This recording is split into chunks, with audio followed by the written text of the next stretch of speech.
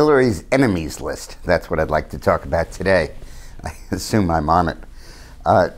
There was a book recently that's just out that describes Hillary's staffers at the end of the 2008 campaign as working far into the night and many, many weeks after the end of her candidacy, keeping score, going through a list of all the politicians who Bill or Hillary had campaigned for or endorsed or raised money for, who did not support her candidacy. And it rated them on a scale of 1 to 7, 7 being perdition and 1 being heaven to be rewarded in the future. And they cite this as evidence of Hillary's paranoia and really keeping score. Hillary has always kept score and has always been very focused on it. Really, the issue that led Eileen and me to split from Hillary was the use of the secret police, we called them, during the 92 campaign, which came out after the 97 and 98 period, in which she used federal campaign funds to hire private detectives to go around and go after each of the women who had been linked to her husband, to blackmail them into silence and to assure that they wouldn't spill the beans on the relationship during the campaign.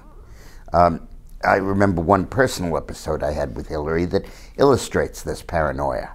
In 1996, Bill had his 50th birthday party, and it was a big celebration and speech and fundraiser, of course, at Rockefeller Center at the RCA building, at Radio City. And there were 1,000 or more people there who paid to get in.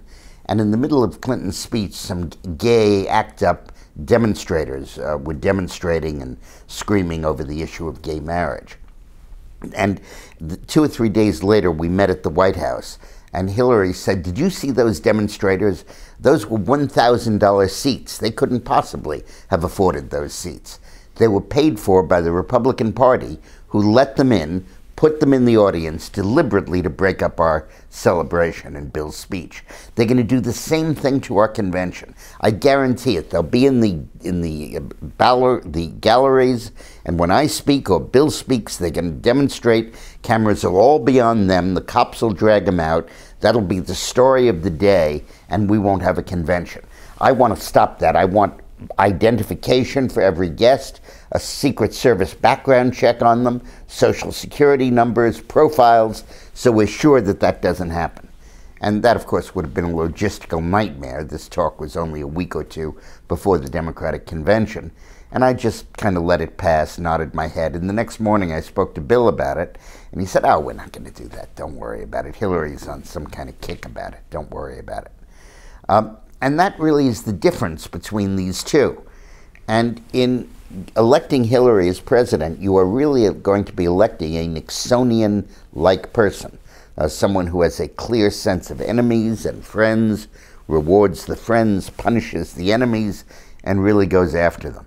It's so ironic that Hillary and Christie should both be on the griddle for essentially the same flaw in their characters, which is that they carry partisanship and combat too far. They never put it aside. It dominates their thinking and ultimately threatens in each case to take it over and ruin their careers. Thanks for watching.